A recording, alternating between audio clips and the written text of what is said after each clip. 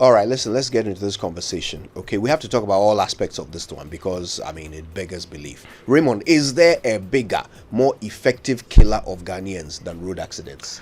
We were told malaria some time ago, but in all fairness, it's been for a very long time road accidents. But you think about it, if we still consider a village to be 500 people, right, and we lost that village in 1/4, a whole village, people, aspirations, people who are breadwinners in this economy, and all the relations that are supposed to go with it.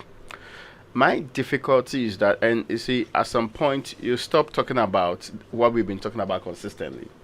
Oh, educate the people on what exactly now again? On the fact that they ought to drive properly, or there should be better drivers. Who determines who is supposed to be a driver in this country? What processes do we go through? The same very wonderful Ghanaian who can not follow basic rules on our roads, how are they able to follow rules in other countries? Because they have ingrained in their minds that it is very expensive and the laws will work. Let me give examples of how states that are serious with dealing with this problem tackle it. So when big accidents happen, like accidents happened some time ago in Ghana in the Ebony case, when big accidents happen, countries like and of course we know what happened with that March 1 Greece transport minister. What did he do? There was a deadly train crash. He resigned. Yeah, he didn't give excuses. But in the Republic of Ghana, they would mount the platform, they would actually do speeches, they would have other underlings, be it a related unit or so, promising to do more. We set up an interministerial committee. We gave it a huge budget to specifically fix that problem once and for all. When Paul Kagame gave somebody the responsibility to improve their ease of doing business ranking, the person failed. What he did first and foremost is relieve the person from their role, then got a different person who then now did the job properly and got them a better ranking. But we didn't do that.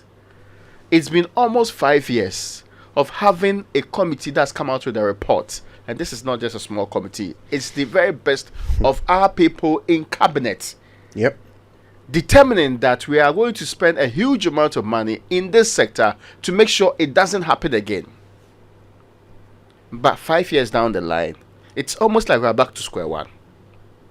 But nobody gets removed from office. I mean, listen, governments have not changed. It's the same government. Nobody gets removed from office. And there are so many examples. There are car accidents that involve 2 people dying, and yet ministers leave office because of that. But here, nothing of that sort happened. Nobody's budget is cut merely because they are unable to deliver on the target given them. So, see, the reason why we have laws in this country is because it's not every Kojo or Winston that will obey the laws of the country. It's because some people sometimes will fail. So we crack the whip on them.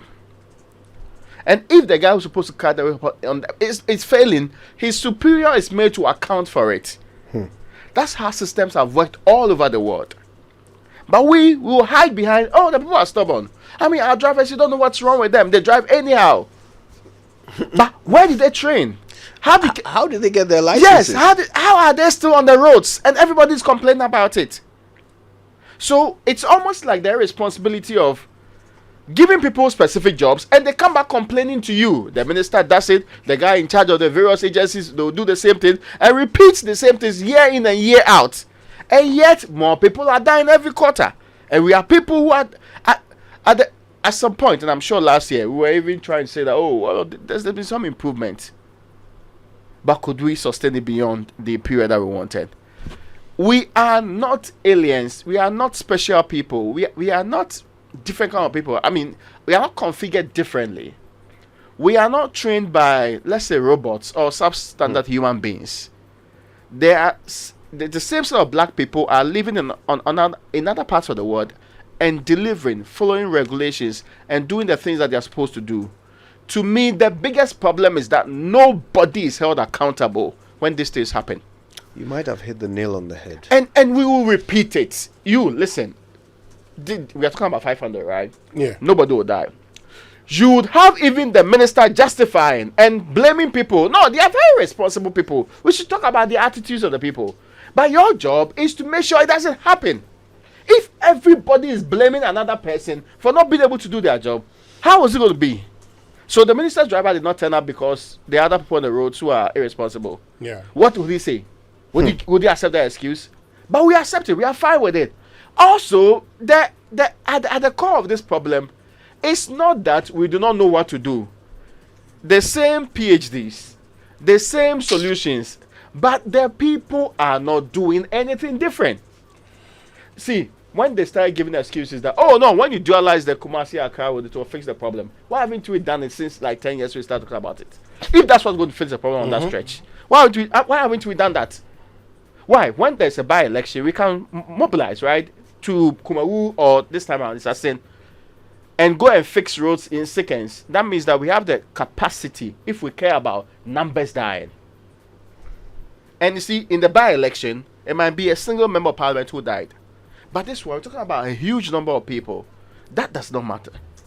Because the numbers, they are not... See, it is in the Republic of Ghana. It took the wife of a minister dying before we needed to fix police hospital. You recall? All of a sudden, we did it. We found money. We went into procurement and we said, no, let's build a new hospital. It's not worth it. Mainly because a minister's wife died there. And there are several examples of how it's almost like the people who are supposed to be protected, the people act in their own interest, so they don't care about the main ones. If we had enough money to be able to go to Kumawu, and we believe that dualization, which, I mean, listen, to me, it's almost like seeking a short-term solution and not fixing the root cause. But assuming that's the most important problem now, why haven't we in the last 10 years of discussing dualization done that? Thank you. What I thought is it within our budget in the last 10 years that we've not done? Which, in fact, it was never a one of the top priority programs. We've had one district, one factory, we have had all the top priority programs. Dualization of that Kumasi Accra road to prevent people dying on that stretch was never part of it. Look, Raymond, you talked about the 1 billion. 4 years ago, we approved 1 billion. Yes. Now, at the time we're having that conversation, the National Road Safety Commission was pushing that it be made an authority so that it can enforce regulations. Another story we're told. Okay? In there, and I am very glad that this morning, one of the people that, we have joining us, now is quoted at the time. Listen to this. Kwame Kodua Atuahene, the head of communications of the National Road Safety Commission, bemoaned the commission's current lack of power to enforce road safety regulations, insisting that the government should elevate the commission to deal with the non-compliance of road safety standards. Indeed, commission made an authority. In 2019, we were told of how the commission was going to be given some 6.5 million to engage in public sensitization. We had approved 1.05 billion Ghana cedis to help all the agencies. After all, we set up an inter-ministerial committee in 2018. By 2021, we set up another one, presenting a report to the Minister of Transport. But we are still at the same place. Look, this is a life or death conversation, and let's not confuse ourselves. Yes, our attitudes on the roads are terrible. The sort of things we do. Today, on my way to work, I was on a dual carriageway, right? And there was a empty trotro. I think he was about to start work, reversing onto the dual carriageway. And this is the worst part, reversing from an open courtyard where he could have done a very safe U-turn and come out face first. He was reversing into a dual carriageway. And I had to slam my brakes to avoid crashing into him. All these people have driver's licenses. All these people are out on our roads today. They are in traffic in front of you, risking your life as well as theirs and the lives of their passengers. So yes, our attitudes are terrible, but let me assure you, the only solution is to police them. Is to properly police them, to properly enforce our laws and make it costly for people to fool on our roads. And attitudes are terrible all over the world. Thank you. So if that is the solution, that we must actually police the people on our roads, then the entirety of the blame must go on to those who are failing to do that. I've never heard of it. This is the only country where people come and beg you to give them position so they can solve your problems. And then when you give them the position, they say, solve the problem yourself. They say, police yourself. Oh, your fix your own attitude. Yes, and if you don't fix that part, we cannot do our bit, because as for me, the law and the power you have given us, we can use it, but we don't want to use it. As for me, I'm going to use my time and resources to insulate myself from the problem. I'll buy 4x4. I will get security guards to protect me from the problems you appointed me or elected me to solve. You fix your own attitude. How is that acceptable? This conversation today must focus on the solutions, and we'll do exactly that. Let's get busy. 544 people have already died in the first quarter of this year on our roads. It beggars belief that something that ought to be routine, moving from A to B, can become a death sentence. That someone can say, "Me kwaba," and then they can only fulfill the first half of that sentence. It makes no sense. Let's try and understand why we have this situation. Our guest, Kwame Kodua Atuahene, is Director of, and this is important, Regulation, Inspection, and Compliance at the National Road Safety Authority. We also have joining us Dr. William Ackaah, and his post is a heavy one, so listen. He's the Head of Transportation Engineering Division of the Building and Road Research Institute at the Council for Scientific and Industrial Research, known to you and me as CSIR. Two of the best people to help us solve this problem. Good morning to you both, gentlemen. Good morning. Good morning. Wonderful. Good morning to your listeners. Wonderful. Mr. Atuahene is here with us in the studio. Dr. Ackaah joins us over the phone. Now, Mr. Atuahene, if you don't mind, I'll start with you. And I mean, we read your title. It is so on the money, so on the nose for the conversation we are having today. You are the Director of Regulation, Inspection, and Compliance. These are things that the Road Safety Authority sought to be given power to execute. Regulation, inspection, and compliance. That power was given to you. Why are more people dying now than before? Thanks so much to Wilson and my friend Ackaah, and also to Raymond. It's always a pleasure to be in your company, more especially when you make time to push this discussion onto the front space. It offers us the opportunity to do some reflection, give an account of what is being done, and probably seize the opportunity to take some ideas to improve upon the existing countermeasures. In fact, it is the case. I sat through Wilson's recollection of previous accounts on where we were and where we expected to get to. You see, in 2019, when we became an authority, beyond the Act, there were a number of things that were required to operationalize the new agenda and also new expectation. And I think the last time I was around, we had a discussion about a regulation, a legislative instrument that was pending in Parliament, at the Attorney General's office, yet to be introduced to Parliament. And that was supposed to give some more impetus to the ideas in the Act. I'm happy to report that in March 30th, the law was approved and it's been gazetted. It's at Assembly Press being worked on for print. So for some of the things that, some of the ideas that were in the Act, which we were unable to add steam to, I think that a major part of the discussion has been cleared, and we'll begin to see more action along those lines. But that said, if you look at the data from 2021 till date, thanks to the support of all our stakeholders, including Joy, with the Arrive Alive and others, with the War Against Indiscipline, the police, the DVLA, for the first time, we have recorded reductions in all indicators for almost 18 months on the run. It's never happened. So from January 2022 to January to December 2022 compared to December 2021.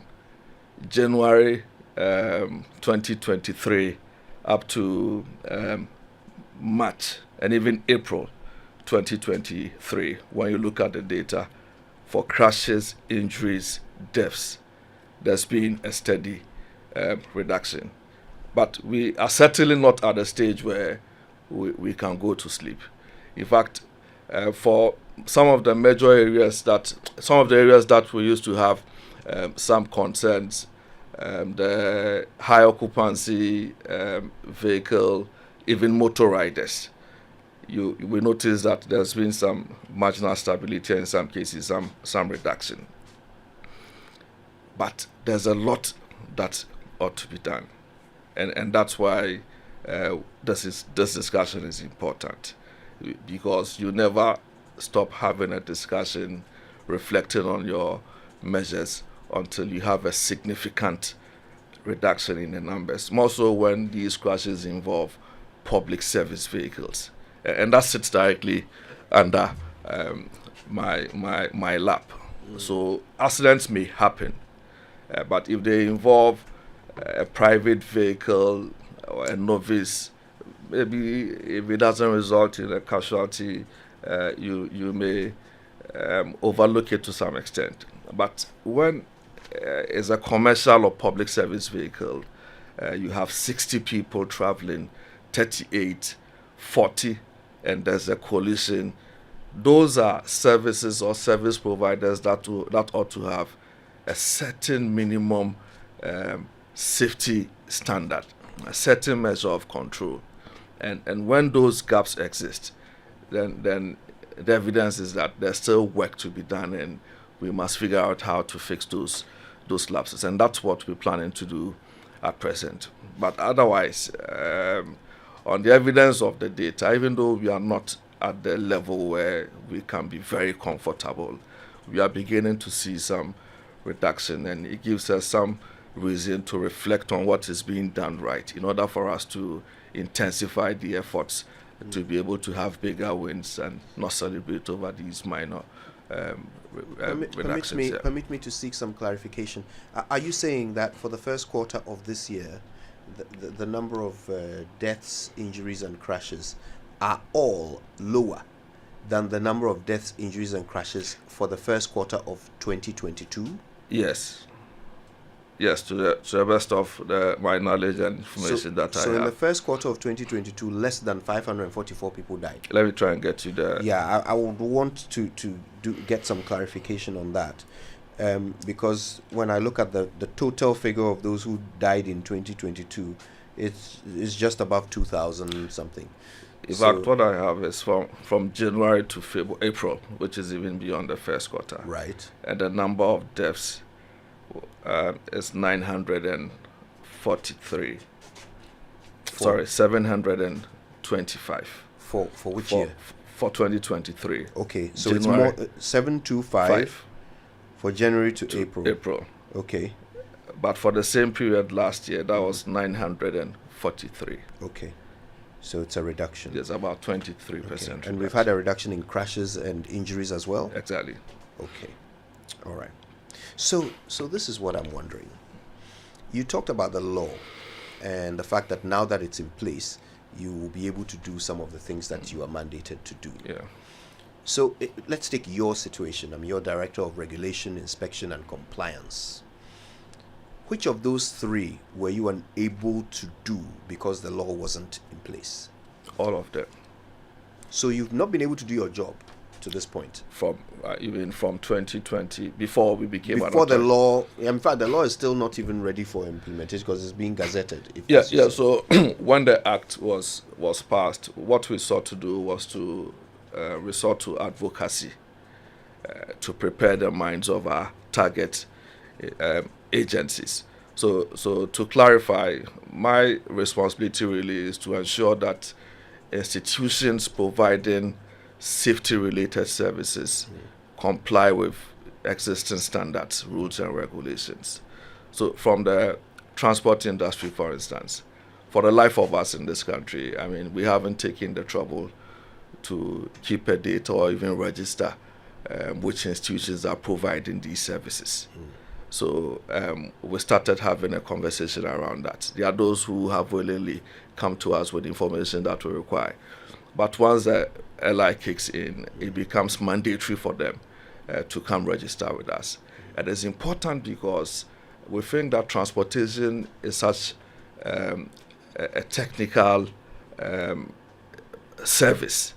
And all the other institutes, even in Ghana, there's a common example that we cite with pride. In fact, there's Shell, there's Gasem, there are a number of companies that have done in excess of 10 years, managing fleets a size of 1,000 and more that are yet to record a single crash over a 10-year period. Right. It is because they have some systems in place. So this whole idea about registering the GPRTs, the Protoa, the VIPs, is to try to mimic a similar system. So that you have a transport officer or manager who is qualified to carry out the operational responsibilities of the task, and ensures that at the minimum level these conditions are being upheld. That is one. You recall, for instance, that in the last year or so we had reason to issue an alert and a compliance notice to the Department of MROs on a subject matter that Joy Multimedia has been very keen on: street lights and traffic lights. In fact, we gave a 60-day notice, and they came back to us within the 60 days with a program to fix the ones that were non-functional, with some explanation for some others. I think anyhow, either way you look at it. Did they do it? Yes, they did. When we went back for, I think, about 50 of them.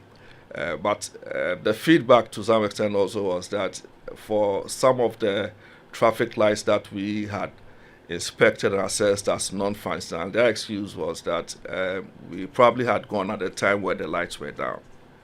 And so we've had to do an audit again. But must the lights ever be down? Well, so that's another conversation, because then the Ministry of Energy, for instance, has a responsibility to keep the street lights up at most times. So we've had a discussion. Yeah, but the with issue them. is, must the lights be down? Of course, I mean, for us within the safety environment, visibility is very key. So there's no excuse then? As far as I'm concerned, no. Okay. So you really should not have accepted that explanation for the ones that you were told were down when you inspected them. Yes, but to grant them some benefit of the doubt, we needed to go back to be sure that their account was actually, Even though it doesn't matter? the case. Yes, but I mean, the way you look at it is that you are moving from a regime where the Department of Urban Roads would normally dismiss your letter or compliance notice to an era where they feel duty bound to act on your instructions. In the absence of the regulations, there are other measures that were non-existent where you can't kick in. But once you have the full complement of the act and the regulations, if you need to sanction, you need to impose penalties, those other things will be able to kicked in. I mean, we may be able to kick those other measures in at the moment. I want to bring in Dr. William Ackaah. He's the head of Transportation and Engineering Division of the Building and Road Research Institute at CSIR. Dr. Ackaah, I mean, you've been listening. The institution seized with the responsibility of regulating and ensuring compliance of all drivers on our roads and in fact of all stakeholders in road safety is here, and they are talking about their own unique challenges. No regulations have been put in place until recently. From your perspective, looking both inside and outside the box, Is that it? Is that the problem, that we didn't have regulations in place? Or is there a solution that we are yet to explore? Okay, thank you very much, Winston. Good morning to your listeners. I see that in the area of safety, there are serious problems as a country. We've not paid serious attention or make serious efforts to deal with the issue of safety. The National Safety Authority itself is challenged. With Kwame's office, Dr. Kodua's office, for instance, I see a serious challenge with the law and whatever backing they want to establish this office of regulation and or whatever. Let me give this example. So if there is a pothole on a road, the Ghana Highway Authority, the engineers, they go there, they do assessments, they submit their budget to the office. It is submitted to the Ministry of Transport. Money is not made available to the engineers to execute the job. Who do you hold responsible? Is it the engineer or the Ministry of Finance, which doesn't make money available for the work? So from the start, there's a serious challenge. Our major problem is with funding. We've not taken it seriously. We don't make adequate budgetary allocation to the National Road Safety Authority for their job, and they are challenged. Their main activity now is to coordinate activities of the different stakeholder organizations. Look at where they are located. They are in the Ministry of Transportation. All the road agencies are under the Ministry of Roads and Highways. And then you go to the enforcement, police, under the Ministry of Interior. The National Ambulance Service under the Ministry of Health. So the National Road Safety under the Ministry of Transport is supposed to coordinate the activities of the different stakeholder institutions which are under the different institutes, under the different ministries. So let's ask Lawyer Kodua, do they have challenge in coordinating the activities of the different stakeholder activities? Because they are the Ministry of Transport. Find it very difficult even asking the police to do the some form of enforcement for them, because the police, for instance, they take instructions from only their minister, the Ministry of Interior. So it's very difficult. I know they are challenged. Some of these laws may be good on paper, but in terms of helping solving the problem, I think I have my doubts. Our main problem is funding. We've not paid particular attention to road safety, and from what I know, road safety will not just happen. We need to make a conscious effort. We need to invest in safety in order to make sure that we reduce the accidents. So it sounds to me like what you're saying is that even when these regulations kick in, the NRSA will still face some difficulty in achieving results because of the natural layout of our stakeholders and the different ministries they fall under and the reporting lines that are not clear. Yes. Right. We've made this proposal. So the National Road Safety Authority is under the Ministry of Transport. Yes. Why don't we put it under a higher authority? For instance, like the office of the Vice President, so that they may have a higher short form of control over the other institutions where they are located now. I think they are challenged and they still have issues in coordinating the activities of the different stakeholder institutions. That's an interesting suggestion. So basically, put them in a reporting line above the other institutions that report to ministries, so that they can Right. Okay. But why the office of the vice president? Why not the office of the president? It's just a suggestion. It can be at the office of the president, but I think that the office of the president is quite busy as compared to the office of the vice president. Okay. So, an interesting idea. So, if we solve the funding problem, if we give NRSA a position of authority over the other stakeholder institutions they are supposed to regulate, then we'll start seeing numbers going down. But until then, just putting regulations in place will not solve the problem? So if we will be able to get this regulation enforced, right? Recently, we've having a lot of crashes on our highways. What does the law say? It says that drivers are not supposed to travel or to drive for more than 4 hours. Maximum 8 hours in a day, or maximum 500 kilometers in a day. But what do? We are unable to enforce this simple act. So we have most of these drivers driving for very long hours, and so they get tired, fatigue sets in, they move out of their lane, collide with other vehicles, and it results in a lot of deaths, right? If we will be able to enforce some of these laws, then I think we will be able to do this. But now, I think we are unable to do it. Last year, for instance, I think the IGP gave a command that the police shouldn't go on the road, for instance. So if you are doing enforcement with road safety, it means everything ceases, right? And we are back to square one.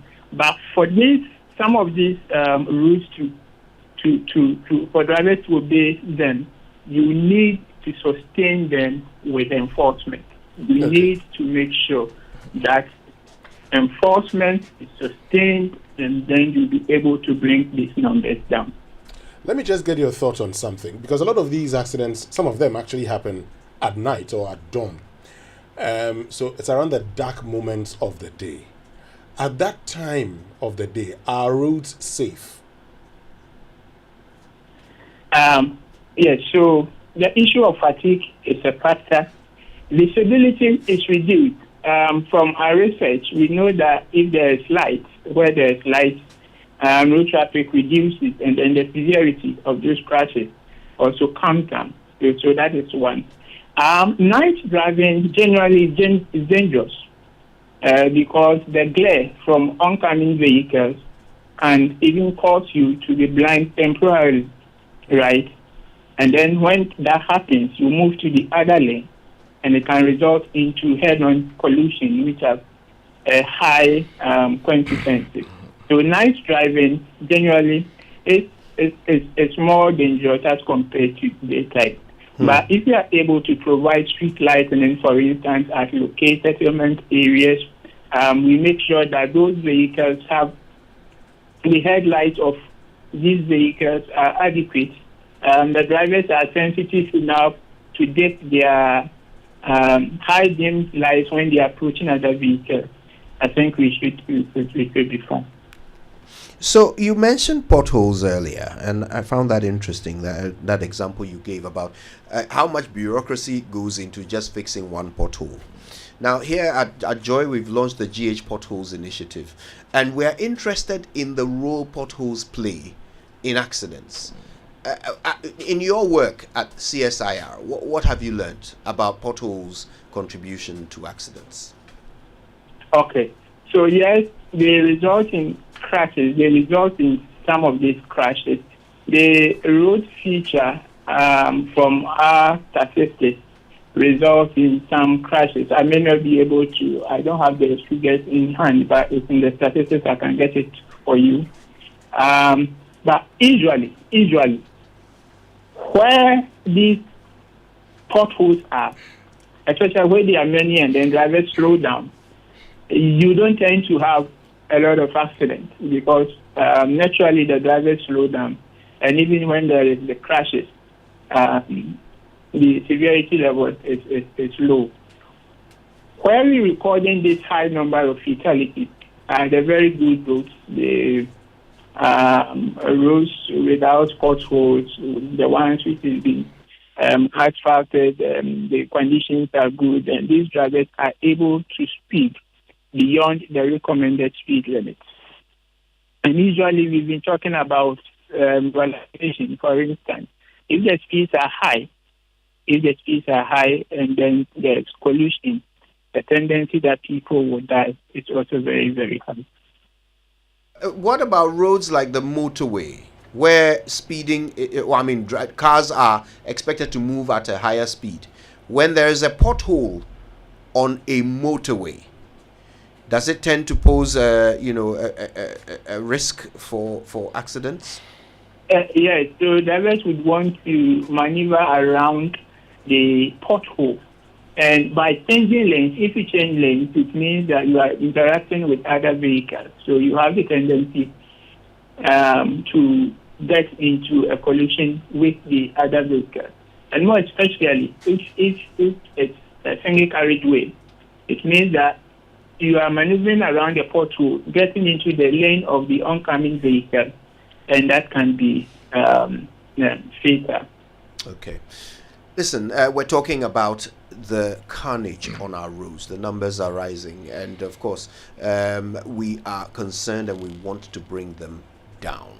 Our guests helping us find solutions are Kwame Kodua Atuahene, who of course is Director of Regulation, Inspection and Compliance at the National Road Safety Authority. Dr. Ackaah is Head of Transportation Engineering Division of the Building and Road Research Institute at the Council for Scientific and Industrial Research, which is CSIR.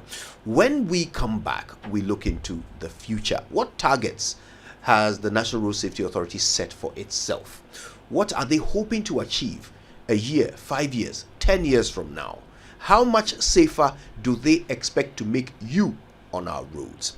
Dr. Ackaah will also help us with ideas outside the box. What can we do in our constrained environment to ensure that your chances of going out and coming back home safely every day are increased? Let's come back to this all-important conversation. We're talking about safety on our roads. The numbers are not encouraging. We certainly need them to come down, even though, indeed, as we have learnt, the numbers for the first quarter of this year are an improvement on the numbers from last year. But still, in that first quarter, 544 people have died. They were alive in January. They saw the new year. They are now dead. We need to figure out how to make sure that you and I don't become one of these statistics. So let's get back to our guests, Kwame Kodua Atuahene and Dr. Ackaah. Now, Mr. Atuahene, I want to come back to this issue of hotspots. There are places in this country where accidents are just too common. That Kintampo stretch, the Accra Cape Coast Road, the Accra Kumasi Road. And the road that in the 60s, when it was constructed, was the best road in the sub-region. People came from Asia to come and learn how we constructed the Accra-Tema motorway. Today, it's a death trap. Accidents are a dime a dozen on that motorway. It is now covered with potholes from beginning to end. There are parts of it where it's not a pothole, it's a crack. It's a crack in the road where you can see down into the fundaments of it. Trotros are now setting up stations along the motorway. Trucks are loading along the motorway. It has become basically a series of 100 to 200 meter death traps, which you must hope to endure to get from one city to the other. National Road Safety Authority must know even more about this than I do. No street lights, let's not forget that. I mean, how can such a list of threats be prevalent on one stretch of road and we can't seem to do anything about it? Okay, so thanks again. Let me very, very quickly address one or two issues that Mr. Doctor raised before we went on the break. So one, within the road safety chain, I think he agrees that we work collaboratively and we depend on each other to solve one problem or the other. And there's a national road safety strategy document which assigns responsibility to each of these agencies. Right. And through our coordination, we sought to try to influence these decisions with data and ensure that they work. On the funding bit, yes, but also no, because our view is that there are very practical things that could be done which may not require too much resources. And you would agree, there are instances from the past where you raise issues as that requires as minimum an intervention as a road sign. But a road agency may give you the excuse not to fix it. But when there is a crash leading to deaths, within a day or two, we mobilize to fix it. So it is not always the case that the minimum cost-effective interventions require so much money, but the willingness to do it and the lack of prioritization by these agencies.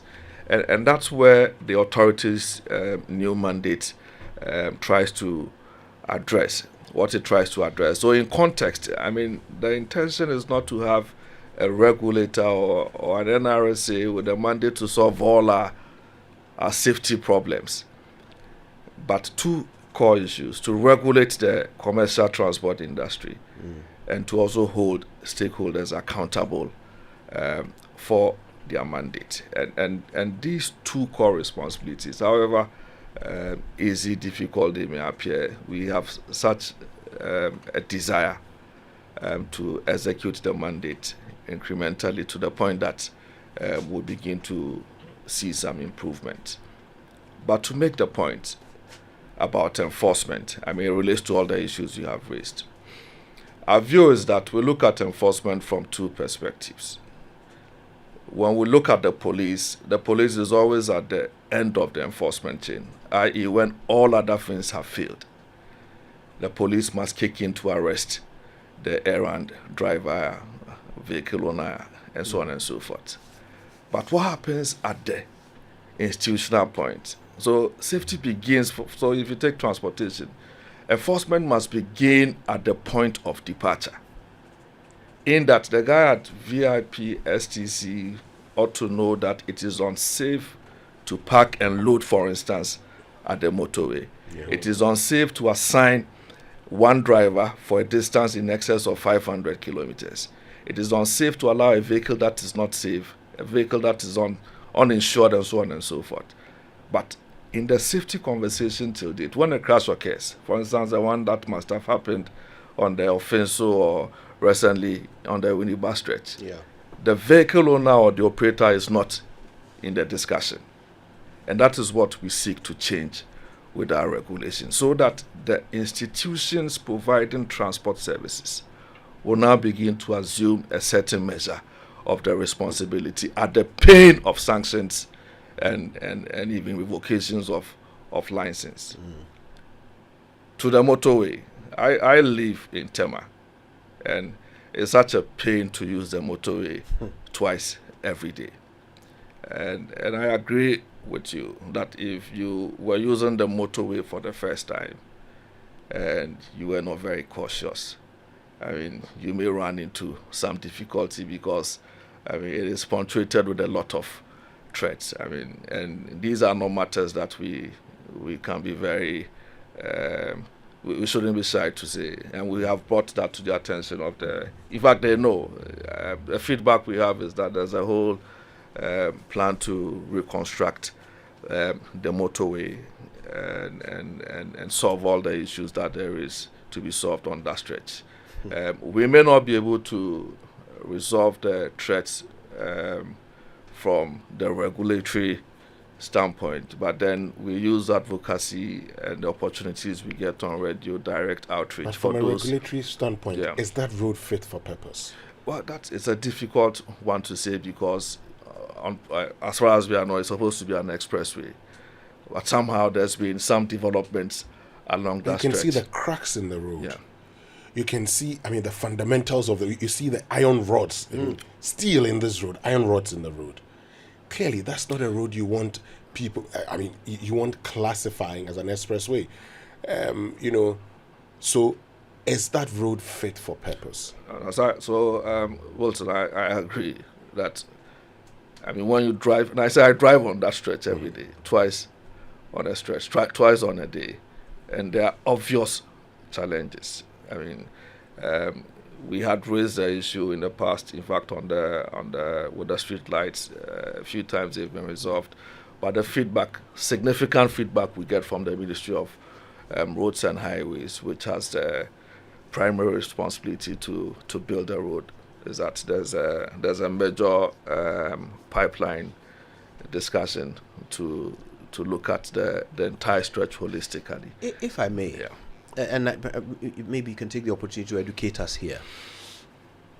Once these regulations kick in, will the authority have the authority, if a road is completely unfit for purpose, immotorable, dangerous, to shut it down?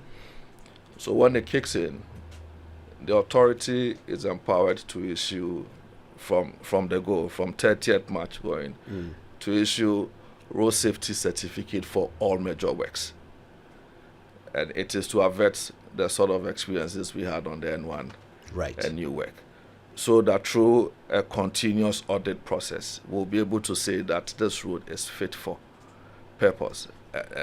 And so when there's a commissioning conversation around commissioning a road project, for instance, the call is for our friends in the media to demand, to ask whether the authority has issued the certification Right. before. And without that certification, that road should not be used. Exactly.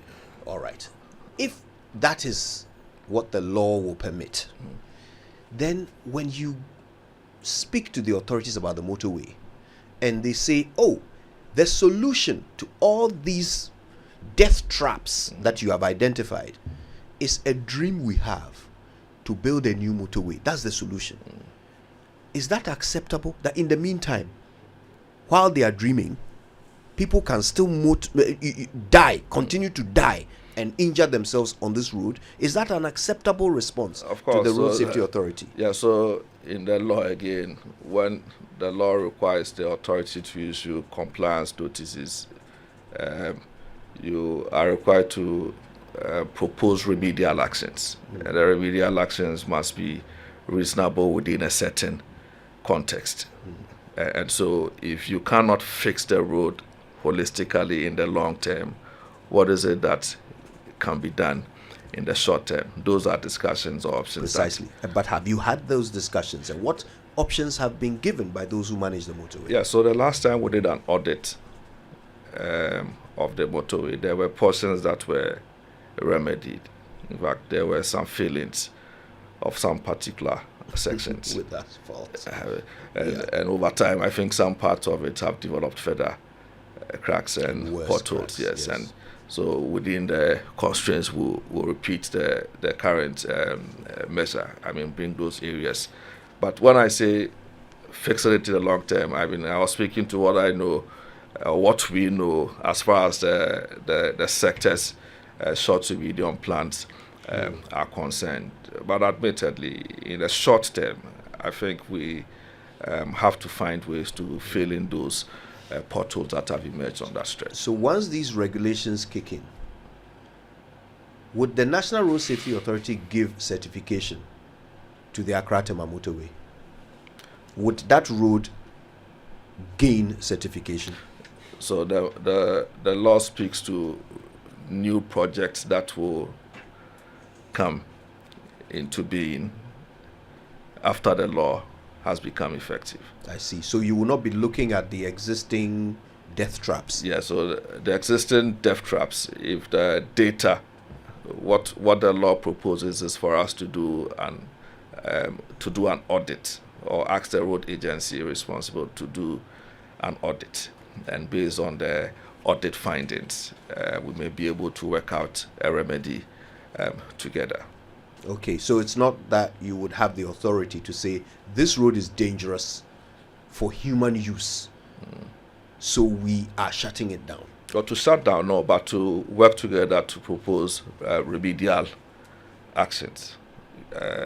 That's why I said that you look at the various remedial options that may be available. So for some of them, if the line markings have worn out or have faded, and the data suggests that it's such a major threat on account of how many crashes are occurring at that particular stretch and that kind of thing, we should be able to address that. But to make the point that an engineer Ackaah would confirm, based on our collaboration, that every year when we do the data updates, there's what we call the 20 most accident-prone locations in every region. So in every region, they assist for us to do a profile of hotspots, which some of which may not require too much cost as far as interventions are concerned. And that's why, speaking for myself, I do not